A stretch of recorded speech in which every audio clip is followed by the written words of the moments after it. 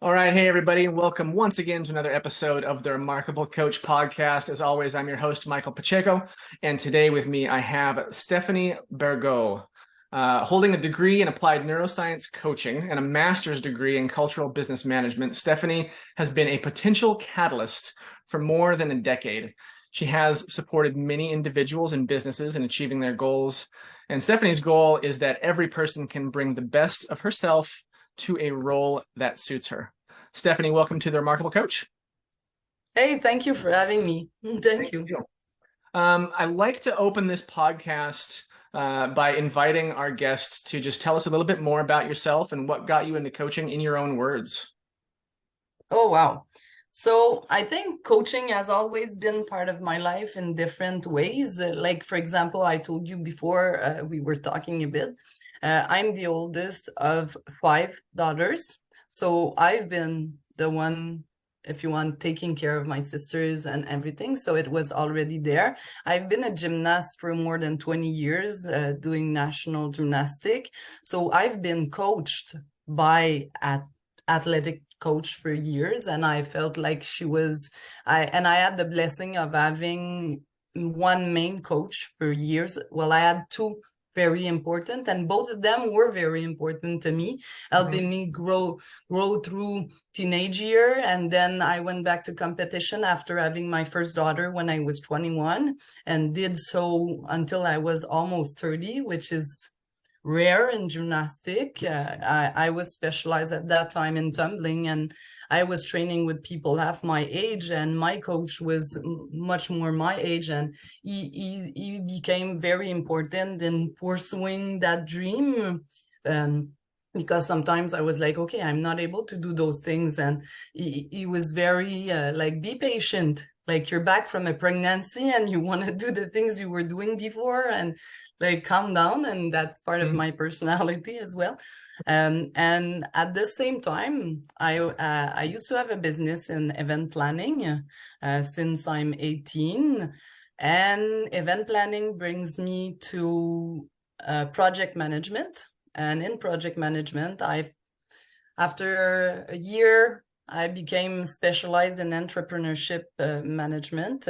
So entrepreneurs were calling me to help them create a new product or a new department, or hiring specific people, and it's always been in the human part, if you say. And I was always confronted with the human behind the entrepreneur, because the thing you're scared of, the beliefs you have, are like, I like to say, put yourself out of the way, because you're always the one refraining stuff to happen, or scared of something. And sometimes it's not that clear. It's not like, okay, I'm scared of not being liked, but there's something like everything else. The doing things are done, but the being is not there. So that's why 6 years ago I decided to do the degree in neuroscience coaching. I like to understand like the functioning of the brain, and I finally decided to do only coaching instead of project managing. Sometimes I do just for fun, but most of the time I only work on human. And I have two types of clients. I'd say athletes, clients. In that category, there's real athletes and entrepreneurs. And on the other side, almost 20% of the clients I have are there to totally change their life. They arrive in my office and they're like 35 to 55. They have everything everyone would like a great job, great marriage, great children, great whatever, but they feel empty.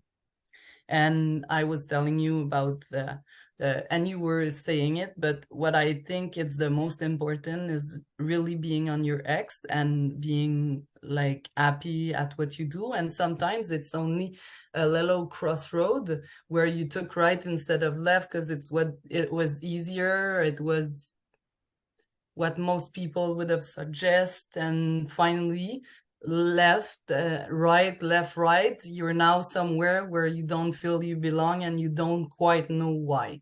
So I love those type of clients too, because we're just rewiring everything. I feel like that's a common path, both for coaches. A lot of coaches that I talk to seem to have a windy path in their past. It wasn't like, you didn't grow up thinking I want to be a coach someday. You tripped and stumbled a few times and then fell into it a little bit. But I also, for entrepreneurs in general, it seems to be very common.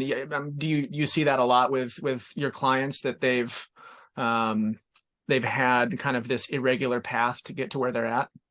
Yes, aside of my business, I'm working here in Quebec in École des Entrepreneurs, which is an entrepreneurship school specialized. In my case, I'm there for a 3 years mandate to grow feminine entrepreneurship.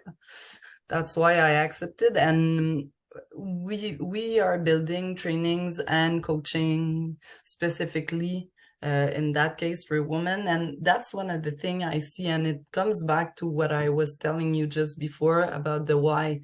Sometimes the why is you finish college and your parents think that you should go in law instead of you going in art, because art's not gonna get you where you want to go. Yeah. So sometimes the break, because there's a break with your parents, that's the way it is. Like one day you grow older and you take your own decision without wondering if they will be happy with it, and it's normal, it's part of the path. But for some people, they choose to go in something they dislike, or they're not quite sure what they want to do, and they follow the path of somebody else instead of theirs. And so I'm talking about parents, but it could be teachers, it could be friends, it could be like, I didn't know what to do at the end of school, and I followed my friend that went to that university doing that type of things. And finally, sometimes you have natural interest that brings you to be good at something, but not happy at something. That's pretty different. So yes, when you, like, entrepreneurs or even coaches often have the impression that younger, they didn't fit, that they were a bit apart, that they were a bit different, that they didn't find exactly their ways. And depending on how much you were not fit, you get to do exactly what you feel you should, faster or not. So if, for example, you went to school, and school is another subject, but if, for example, you went to school and you thought your entire life that you were not good enough because you were not, for example, good in languages or good in mathematics, and then the path they were suggesting you is not a scholar path because you're not good enough to go to university, but you don't feel like working for somebody else or do something, you start building your own stuff that will resemble whatever you are and whatever you feel. And those people are the more accomplished later on in life because they choose very early a path that wasn't the one normally taken. Right. So they're clearly out of the norm rapidly. So they build their own things and finally get to be happy and to be exactly where they want to be. And so entrepreneurs, coaches are sometimes people that did many things, looking for whatever, learning about many, many things, always loving the human part, and finally decide, okay, I'm going to use all of those skills to help other people. I've at first started coaching for entrepreneurs because I've been entrepreneur and I've been bringing project for entrepreneur for the past 20 years. So helping people build their business was an easy one for me. Mhm. Like what to do, like in order to get there. And it's normal that you feel lost. It's normal that you're not having exactly the result you want. It's normal that it's one step at a time, because people are aiming for something, but it needs to go like every step of the way. And as I'm often saying, entrepreneurship is not a destination, it's a path. So if you, it's not like becoming the VP of XY company. That's a destination. When I'll be in that role, I will have achieved whatever I felt I should. Okay, perfect. But entrepreneurship, it's like parenthood. You're a new parent, your daughter is 8 months, I have 3. I grew with my kids. When they were smaller, I didn't know what will happen when they will be 5, 6, 10, and 18 now. Mm-hmm. It's the same for you. So you grow at the same time as your kids, you grow at the same time as your business, you grow at the same time as yourself. Because if you start something at 18 years old, you're gonna grow. Like Hopefully. yeah, and we've clearly changed. I turned 40 last April. Mm-hmm. And every step of the way I've changed, I grew, I learned to know myself much better. I take choices for myself instead of for my husband, for my kids, for my parents, for my friends, so is a valuable step and brings us closer to what we love. So yes, I really think that in the coaching industry, as entrepreneurial world, there's much more people that didn't have A to B path. Mm-hmm. Like if you become a doctor, often you were dreaming of becoming when you were a teenager, and then you did the studies and you got your diploma, and then you started working. Most of them, those for me are vocation, like teaching, like doctor, like police.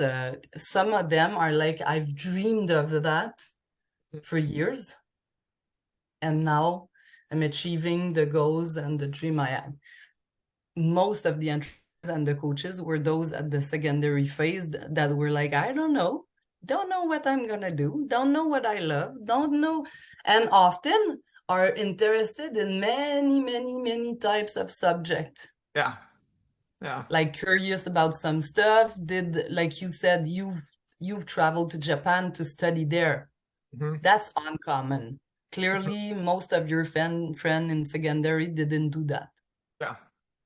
So it was a calling, you did it. But many people would have had that calling and say, that's a bit crazy, or I'm not sure it's gonna serve me, or so we're too often refraining those little crazy things we would like to do. I want to circle back to one thing, one topic kind of that you were discussing. I want to push back on it a little bit.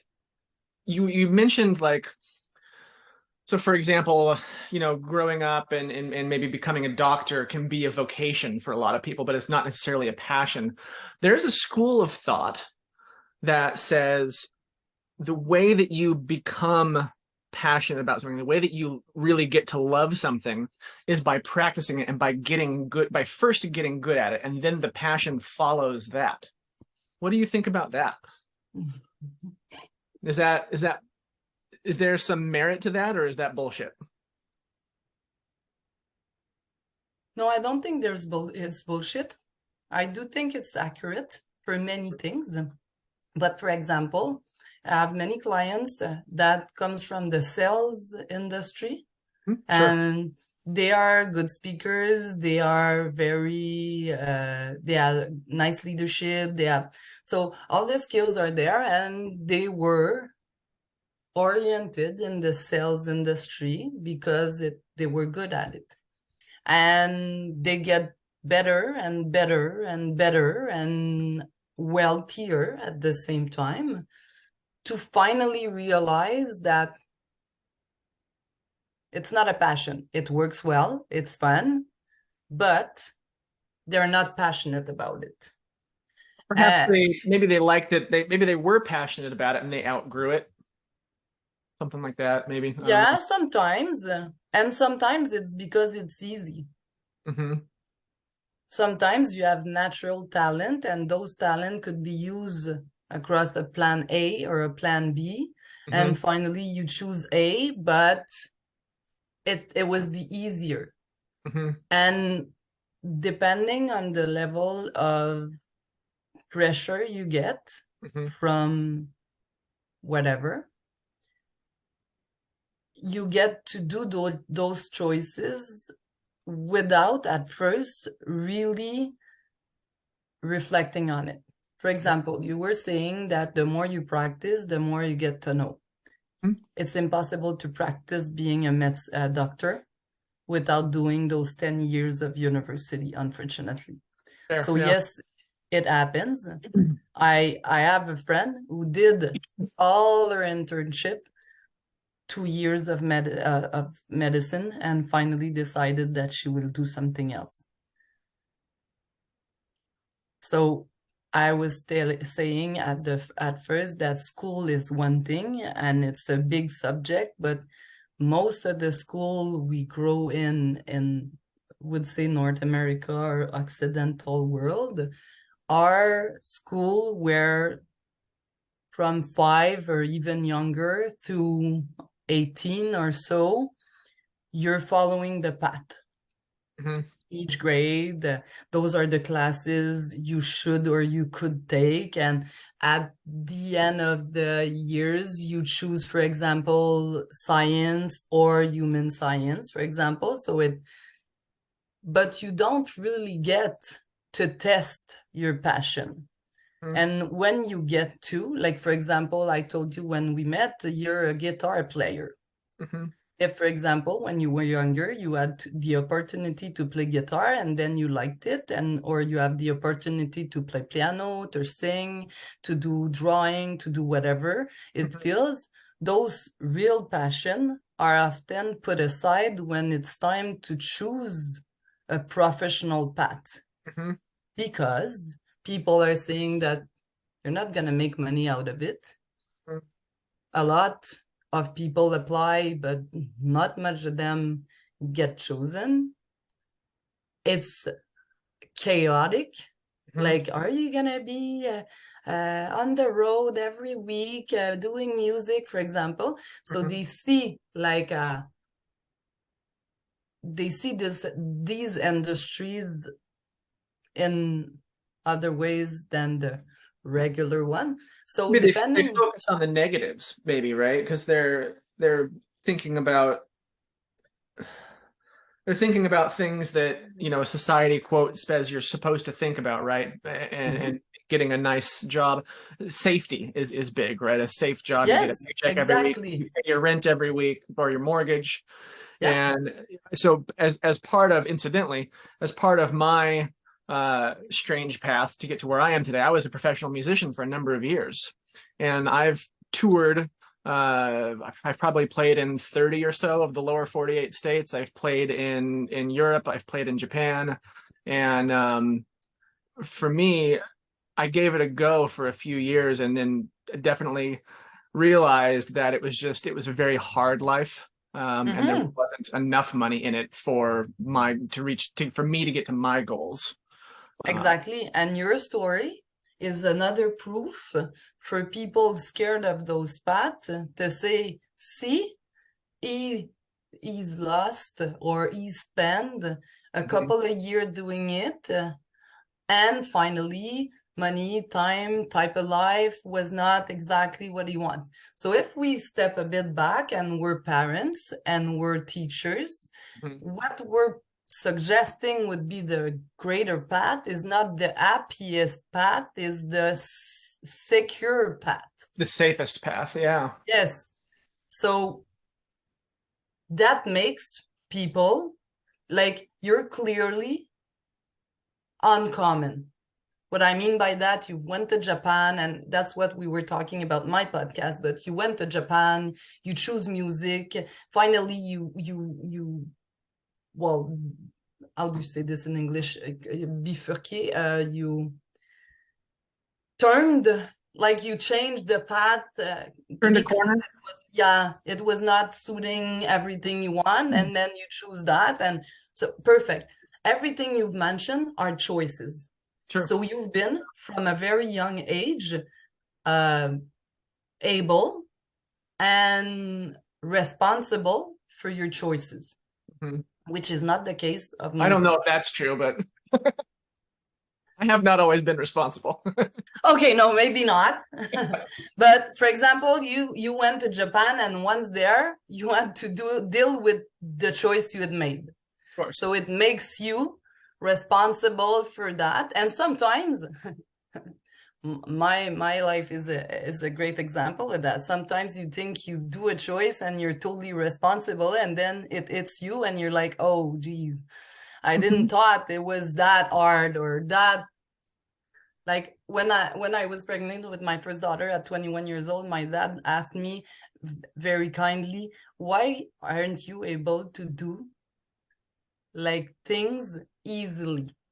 And at that time I was 21. I was like, what does he mean? And finally I totally get it when I got my second children.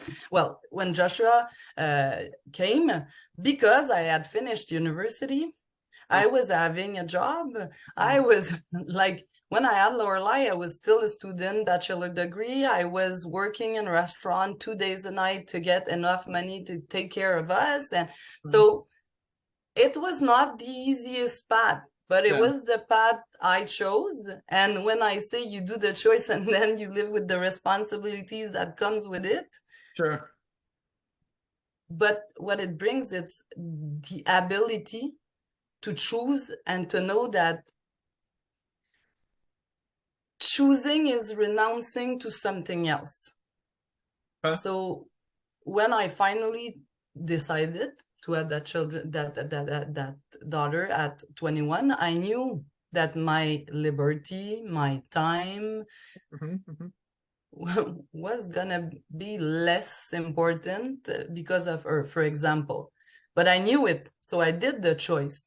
But so often people are scared of confronting others, or are scared of the unknown, or get scared by the stories they heard about this musician finally lost everything, and this one never did music. But instead of trying it, if their art brings them there, they choose the rational track. And finally, when you get to choose the rational track all the time, we're not on, I really feel that I'm at the right place and I'm doing exactly what I feel like. You've tried music. You loved it for the time it lasts, and then you consciously decided that it was not the good thing for you anymore. But you're not living in the past saying, should I have tried it? Yeah. I think, I mean, that's super important, right? And for whoever's listening to this or watching this, like, if music's not your thing, it doesn't have to be music. Replace it with whatever it is you're passionate about. But what I get to do moving forward is I get to have that accumulated experience of all these things that I've tried and maybe failed at and learned from, right? And that I don't know, that kind of, it builds character, personality, and so on and so forth. I think it's important, and I hope that, you know, I, like you, as you mentioned, I have a daughter who's about 9 months old, and I really, you know, I hope that she, as she grows up, it has the courage to do things that are uncommon. You know, it's not the easiest path, but it's a good one. And I like the quote when people say, if you never fail, you never try. Like, it's impossible. I was talking about gymnastics Do you know how many times I felt on the floor, messed everything up, missed the bar, missed the... Okay, perfect. Your daughter's gonna start walking soon. Mm-hmm. It's not gonna work the first time. She's gonna start talking. We were talking about sign language. It's Mm-hmm. not gonna work the first time. It's not gonna be clear the first time. It's gonna, like, she's in the part of her life, she's trying new stuff, new food, new Yeah. walking things, new language thing, new caring thing, new everything. And even though it doesn't work at the first time, the second time, the third time, the 10th time, the 20th time, she's gonna do it again. Yeah. And it's part of life. So sometimes when we grow older, we're kind of expecting it to work easily at first, Mm-hmm. because we are used to take the easiest path because we're good at school. For example, if it was a facility, it's if it was easy for someone, it's okay. Those that are needed to fight to be good at school, to get to learn stuff, are much more equipped Mm-hmm. to try new stuff and to do things because it's like the regular path. And sometimes doing uncommon thing is doing whatever you feel like, even though it's not what people think it should. Because I have friends that really choose, for example, to become a doctor, and they're very happy and blessed about that choice, and everything's perfect. That's perfect. The idea is not to do like the things people are not going to choose. What we're saying is choose whatever your art feel it's the good thing to do, instead of choosing the easiest way or choosing somebody else's way. Or so yes, it's... And I've watched a video on YouTube, I think 2 or 3 weeks ago, and I love the message, and in there I'm sharing it. And um the person was saying that when they were younger, their dad was always asking them what they fell at today. Mm-hmm. And at that Love time, it. they were like pissed off, like, what? Why do you expect us to fail every day? And she's now 40 or so, and she was like, today it's my biggest blessing Mm-hmm. that failing is a normal state every day. But the more you fail, the more you try, the more you try, the more you know, the more you know, the more you're... So it was very interesting. I was like, oh yes. I love that. So I mean that's essentially right, like you're normalizing failure, because Exactly. failure is the an essential part of growth. If you're never Clearly. if you're never failing, if you're never messing up on something, you're never learning anything. Exact. Mm-hmm. You know, you learn so much more from failures than you do from successes. I love that. I'm gonna use that with my family for sure. I love that. What did you screw up today? Tell me about that. Let's And what, it's super fun because yeah. actually it asks them to think about the day, Yeah. think about what they did, think about what didn't go exactly as they planned, What they and what learned. they're gonna do next about this. Yeah. That's Yeah. that's super fun. And Oh, it's like when... Oh, go sorry, ahead. I think it cuts. Yeah, go ahead. And I think that failing is necessary, yes, to learn and to know yourself. And the more you get used to it early, the less you think it's your fault. One of the things I see a lot in entrepreneurship is, for example, something doesn't work as planned, and instead of wondering about the process, wondering about the choices, they wonder about them. Am I good enough? They Am I able? internalize the failure and they blame themselves for messing up or something. Yeah. Yes. And it's when they get to talk to other entrepreneurs that they realize that all of us go through, for example, financial difficulties, go through changes needed, go through, and they're like, oh, okay, so I wasn't the broken one. It was just part of the path. Like, you're not becoming an Olympic athlete without failing at whatever you tried to do 1,000 times. For sure. And we see it like it's heartbreaking, but we see some of them at the Olympic having a bad performance. They've been preparing for 4 years and often training for 20. Yeah. And they fail. Yeah. I mean, on the subject of athletes, I can think of two quotes off the top of my head from amazing athletes. One is Michael Jordan. I think his quote was, "I succeed because I fail." Right. And you practice, you practice, you practice. And every shot that you miss, you make a slight adjustment, and then you're better at it the next time. And then the other one, of course, is my hero, Wayne Gretzky. Oh, wow. I love Wayne Gretzky. And he's got the classic, you miss 100% of the shots you don't take. And you have to be Clearly. willing. You have to be willing to take a shot and to fail in order to score a goal. And that's obviously we're talking about sports here, but it's also a clear metaphor into everything else in the world. Yes, and like those are not known, but bankruptcies and entrepreneurship are much more often and common that people think. But as we're in a non-failure culture, we're not, except some that are very public and that people see, but it's often, it's normal.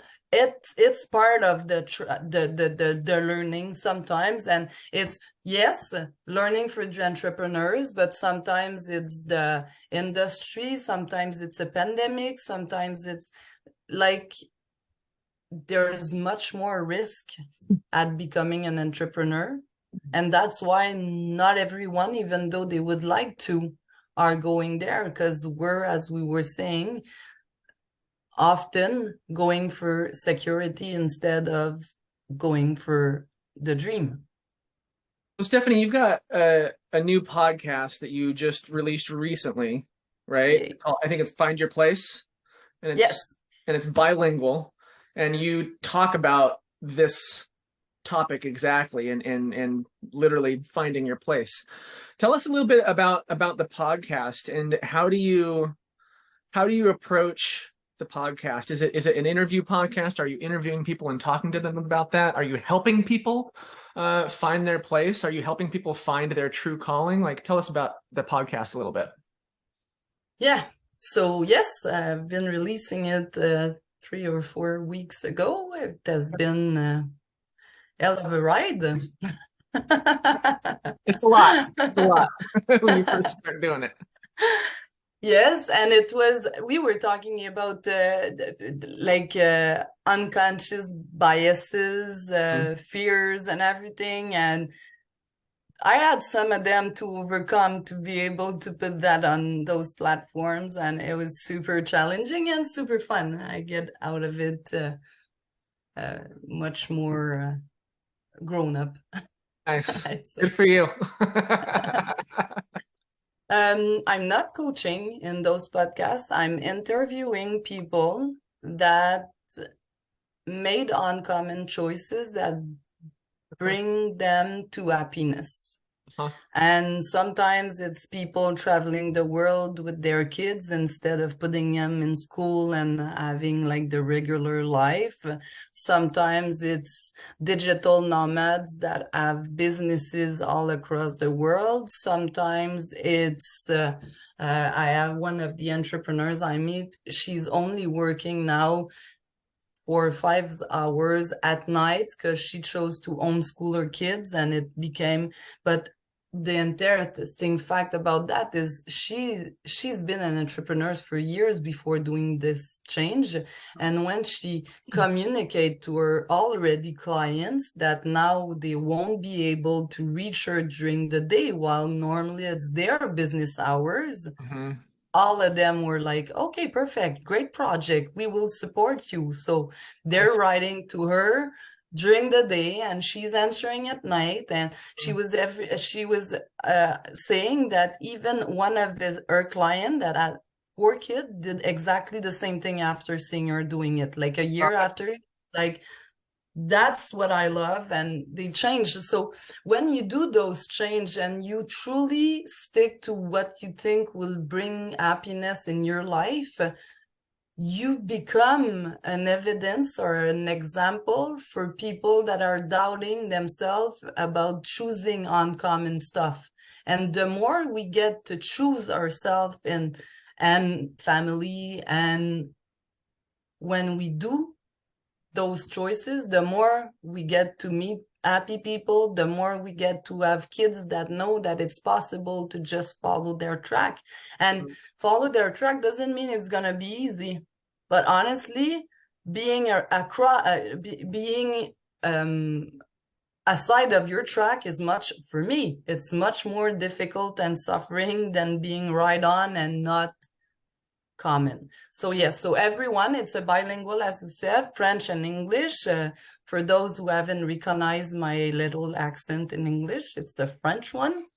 So some of the invitees are French, some are English, some are athletes, some are entrepreneurs, some changes their life after years and years of being employees. Some are very spiritual, and they used to be one of them used to study in medicine and in biological engineering. Okay. And she's now doing quantic healing and yoga.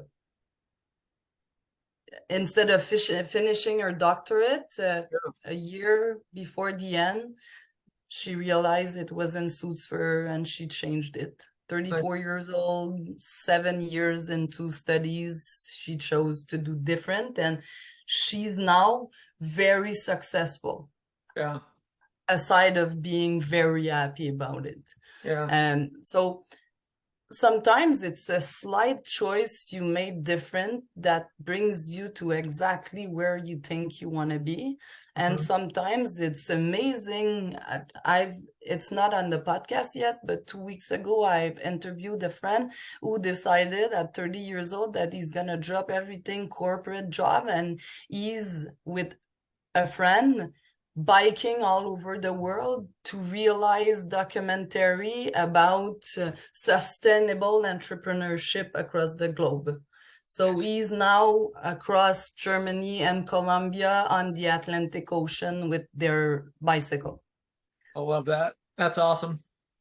So those are crazy stuff, but sometimes it's smaller things. Like, for example, we've decided with the pandemic to unschool our smaller kids, so their own, maybe they will come in, that's the risk, but they're home, and we're able because of that to travel and work abroad whenever we feel like it. So that's a dream we've had for 10 years, and the pandemic brought it to us.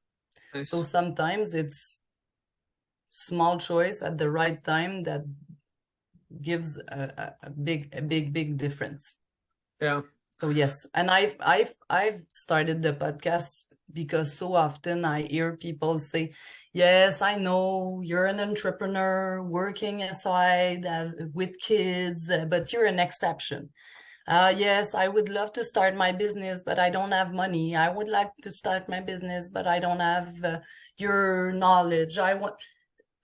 Very often people find, and I put it in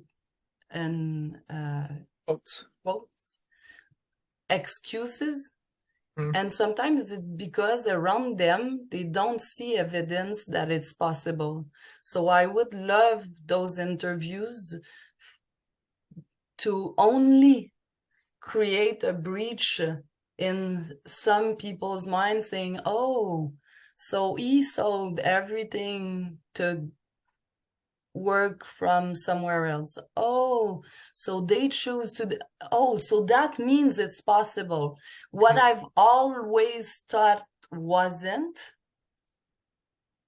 is, oh, interesting, because it creates the breach you need to do the next steps. And in 10 years, you're going to be exactly where you figured out. That's the old the Bannister story, the 4 minute mile. No, for the five, I think it's the 4 minute mile. For forever, nobody could run a 4 minute mile, and then this guy, I think it's Jim Bannister, something Bannister, did it in I don't know, the 50s or the 60s. And as soon as he broke that barrier, showed someone else that it's possible, it took like 2 or 3 months, and then someone else broke it, and then someone else did it, and someone else did it. And all of a sudden, because one guy said, hey, this is possible, I can do this, now all these other people are like, oh crap, I can do this too. And it's that, you know, that trailblazing kind of effect. Yeah, exactly. And those that are the trailblazer are the stronger one, because they're doing stuff they haven't seen. Like they're believing, like I don't know from who's the quote, but like do the thing you always thought was impossible, just because doing it will show that it is possible. Yep. And it's the, see, dream about changing the world until you do like that. See, the other people around will know it's possible, and it's exactly that. Like talking about Uber, talking about Airbnb, talking like all of those are trailblazer. It was impossible to do so. The legislation were not permitting that.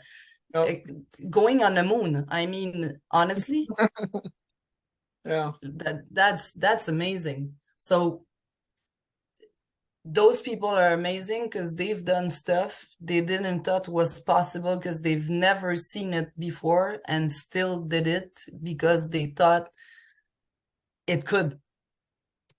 I think one quote that I really like, that I will attribute to my coach, is you get to choose your hard. And living an extraordinary life is very hard, but living a very mediocre life is also hard in a way. Exactly. Right? Being rich, being wealthy is hard. Being poor is also hard. And you can, you pick two dichotomies and this will apply, right? You get to choose your hard. Do you want to do something extraordinary, or do you want to live a mediocre life doing something that you're not really happy doing for the rest of your life? That's very safe, but you're not happy doing it. That's very, very hard. Yes. So you get to choose your hard. And hard, and I would add risky. Because at the amount of depression we're seeing now and all of this, the mental health stuff and everything, it's not only hard, it's risky. One day you're gonna have a wall and something's gonna happen to remind you that it's not safe. What you thought was the safest is not the safest. And what I love about the quote you were saying, and what I want to remind people, is sometimes you feel so low in the dream, like it seems so difficult for you at that time to even dream about something, or whatever you dream about seems so far that you're like, yeah, whatever, they're talking about stuff that doesn't apply to me, because like my case is different, and I don't have money to feed my kids, and they're like I just want to remind everyone that it's one step at a time. All of this becoming extraordinary starts by one steps, and it continues by one step. So I've been working on myself and working on many things for the past 15 years. And when Lorelai was super young, I told you I was in university working a bit, taking care of my daughter, and she was the only priority. Nothing else mattered. The only thing I wanted is for her to be safe and to be fed and to be happy and loved. So she was the only priority. And at that time, the only thing I was working on is making sure I am the best person for her. And then she grew up, money coming a bit more because I finished studies and everything. So the next step was to get better at something, then start the business. And I've been working a job and a business for years before I was able to just be in my business, because I was making sure I had everything I need financially to take care of her. And so what you see today about me, or even about Micheal probably, is a compound effect of many choices across those years. Because if instead of starting 15 years ago, I have been scared of never reaching what I saw at that time in my head, I would have freeze. And it's a normal phase of fear. But if you freeze, you're going to still be at the same place in a year, in 2 years, in 4 years, in 10 years, and you won't be happier. So what I say to my friends, clients, and people that are listening to what I say is just one step. What is the easiest step you could do towards your dreams today? And sometimes it's only speaking kindly to yourself. Sometimes it's only surrounding yourself with less toxic people, or with better people, or with, so those will come to a compound effect, and one day you will wake up having only good people around you with whom you're able to share all your dreams and everything you want to achieve, and that you could celebrate your failure as your big wins. But it's a step-by-step thing, and sometimes we forget about it. And when we're in a place where it's not easy, you were saying it, you have the hard, or the choose your hard, sometimes you don't have the impression that you have the choice. And that's the first thing you want to regain, is your power. Once you regain the power of choosing, and sometimes choosing is staying in a shitty place. I've been working in restaurant for years before choosing exactly where I want to work, because it was giving me money I needed to pay for my studies and my daughters and my daughter. And then, but it was a choice. I remember having reflected on this and saying, okay, are you taking, for example, a job where you're paid less just because it's a good job? I mean, for example, secretary, or are you still working in restaurant and bars, even though it doesn't look as good as you would like to, but it gives you the flexibility to be with Lorelai and to get the money you need? And it was a choice. So that was the first one. And then other choices came up. And sometimes the choice is, okay, I know why I'm doing those shitty things. And it's gonna last a time, and then I'm gonna get to choose something else. But regain your power on choices. That's gonna be the first steps you really want to take. I don't know who to attribute this quote to, but it's something along the lines of, most people will overestimate what they can accomplish in a day, and they underestimate what they can accomplish in a decade. Clearly. 100%. Clearly. There's no question. How many times have you had a to-do list that's a mile long, and there's no way you're going to finish that in one day? But you're not thinking about, if you do a little bit every day, 1% better, right? That's another one that I like. Exactly. Is 1% better every day. It doesn't have to be a huge step. It's a tiny, tiny step, but do it every day for 10 years, and get to wherever it is that you want to go? I've experimented this myself. I've been doing a review of the year and a vision board of the next one for the past 14 years. Wow. And at the beginning, I was only putting the things that were like, okay, I'm happy. Like gratefulness is one of the biggest strengths we have in the world, because it gets your brain in the right direction. So I was grateful, for example, for my daughter, for health, for her ability to eat and everything. But I was also putting there, like, for example, I would like to remove the procrastination from my life this year. I would love to be more active. I am dreaming of becoming free enough to travel as I want. And the compound effect of that is that I now see some stuff I've put on that list of dream 10, 12, 14 years ago, achieved now, or close to being achieved. So sometimes we're very impatient and we think that we're not good enough to achieve those things because it's been on the list for years. But sometimes getting to there is a lot of steps. So it takes more time. And some stuff that I thought would take me years are on a compound effect, because a lot of things were done prior to that dream, if you want. And today it takes months instead of years. So it's very interesting, because I'm able for the past years to see, okay, yes. And sometimes your dreams are not even anymore a dream when you get to be able to achieve them. You're like, oh, yeah, that's very cool. But today it's not important anymore. Perfect. It shows you that you grew across whatever you dreamed of. And I'm very, very visual about it. There's both, they're in front of me, so I see them. That's awesome. Yeah, my wife and I did the most important vision board of either of our lives we did about 3 years ago, and we were living in a small bungalow in the suburbs of Portland, Oregon.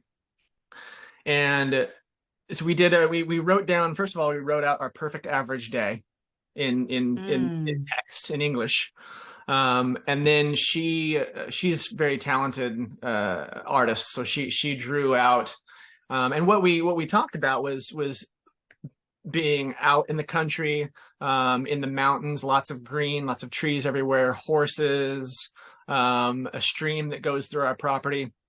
I'm not kidding you. 9 months later, not even 9 months, really, it's 6 months later, we went to go look at a property. It was about 30 acres in the Washington State Cascades. The West Fork of the Washougal River runs right through it. There's plenty of room for horses.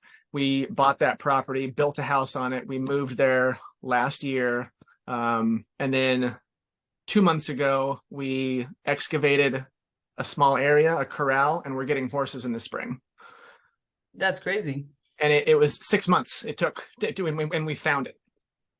That's crazy, because first you put clarity into a dream you had. Second, you open your mind to opportunities, and then things compound. But you weren't able to buy that property in 6 months just because of the dream board. You were, because probably way before you had decided, for example, to put money aside or to dream about what you would love to. And so that's what I mean when I say it gets faster. Yeah. At the beginning, everything takes time because you're starting the wheel, but sometimes the wheel gets faster and faster, and it looks much more like what you want. I want to add something else to it too. When we did this exercise, I'm not sure if my wife did it every day, but I would read my perfect average day every day, which allowed me to visualize it, to feel grateful for this thing that in my mind I already had, right? And I could vision it and I could feel gratitude. And here's a fun neuroscience fact that you probably already know. gratitude, the reason that works is because it creates alpha brain. It puts you in an alpha state. It makes more alpha brain waves, which is this mindset of openness, of positivity, of creativity. And so it allows you to, create, right? Create when you're Yes. creative, you're creating. And the statistics are crazy. You take people in depression and you start by gratitude only, and most of them see the world differently in about 2 weeks. Yep. But you have to do it. And that's the first step with all of my clients. First thing is you're going to take 2 weeks, and every night you're going to write down 3 great gratitude, gratefulness. Gratitudes. Yeah, gratitudes.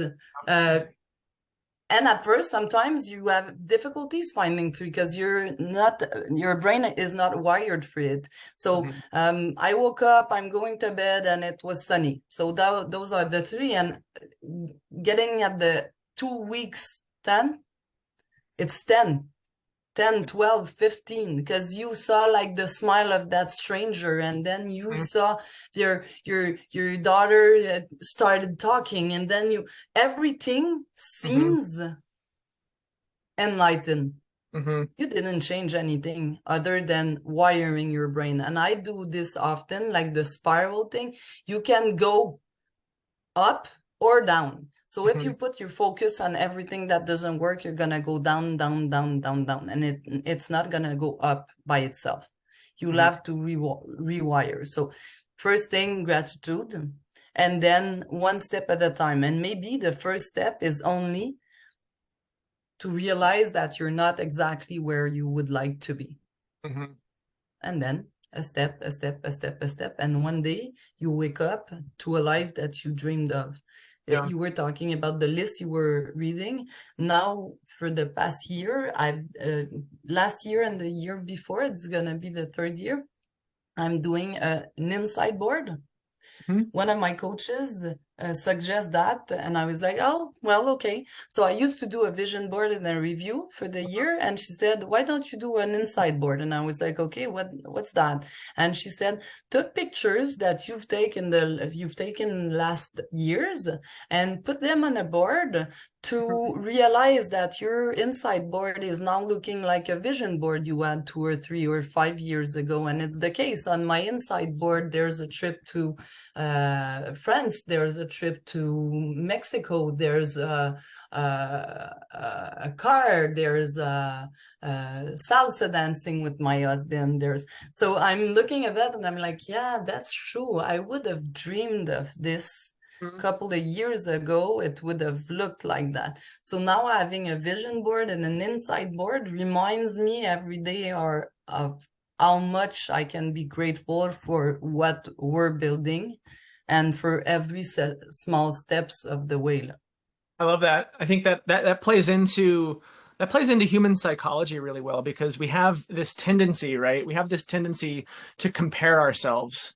And too often we're comparing ourselves to the external, right? We're comparing ourselves to someone else, or we're comparing ourselves to some ideal, instead of comparing ourselves to ourselves from yesterday, right? How have I grown since yesterday, or since last year, or since 2 years ago, or something like that? And I think that's a much more healthy comparison that naturally produces this gratitude for the learning that we've had and the growth that we've had, and the things that have come into our lives, and maybe the crap that's left our lives, right? Sometimes you're grateful for toxic stuff that's no longer in your life. And it's not totally natural to see the great thing. Often we're very critique about what we live and what we did and what happened and how come it was not that easy or whatever. So just taking the time to be grateful first, and then to realize what we did today. What are we proud of? It could be only one thing. And it could be, instead of working today, I spend time with my kids. Even though a performing person would say, geez, I should have worked instead of spending that time. Just being proud of that time you've spent, even if it was not the thing to do, but the thing you wanted. Like all that you do that was wanted instead of needed is very, very powerful. Yeah. Yeah, that's great. Stephanie, I think I let the time get away from us. You and I have been talking for almost an hour and a half. And I think we've been recording for about an hour. Clearly, I'm like, yeah, I have the exact same problem when I do my podcast. I let it go. I'm like, oh, I'm good at talking, and I like talking with people, and I think you're good at it too. And time fly by, and yes. Yeah, this has been a wonderful conversation. Is there anything that you would like to chat about that we haven't had an opportunity to touch upon yet? No, I don't think so. I think that things that come out are exactly the one that people needs to hear or learn or discover or so. No, nothing more. I would, if you have any question, please just send me a message wherever you feel like it. I will be happy to. Awesome.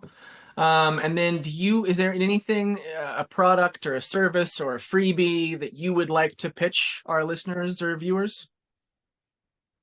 Well, the podcast, if you want to listen to the podcast, is a very great one, and put stars on it if you like it like that. I know people are listening to what I do, and if you have any question regarding like the tips or the tools I'm using, just feel free to send me a DM on Instagram or LinkedIn or Facebook, and it would be a pleasure to answer. Awesome. And presumably the podcast is available wherever people get their podcasts? Yes, Apple Podcasts, Buzzsprout, Spotify, even on YouTube. Awesome. Awesome. And Stephanie, finally, where can our listeners and viewers connect with you online? The easiest is under my name, Stéphanie Bergot. You will find the Potential Catalyst is my brand, and you will find everything about me there too. Awesome. We'll have links to all of this on the show notes. So if you're listening in your car or something, you guys can always check that. And gosh, I think that's a wrap. Stephanie, this has been an absolute pleasure. Thank you so much for being so generous with your time. Oh, it was super fun. Thanks for inviting me, and I will invite you on my podcast too. Like that, your listener would be happy to listen to your story. I would love it. I would love it. Thank you so much. And thank you, of course, to our listeners and viewers. You guys are awesome. And we will catch you guys next time. Take care.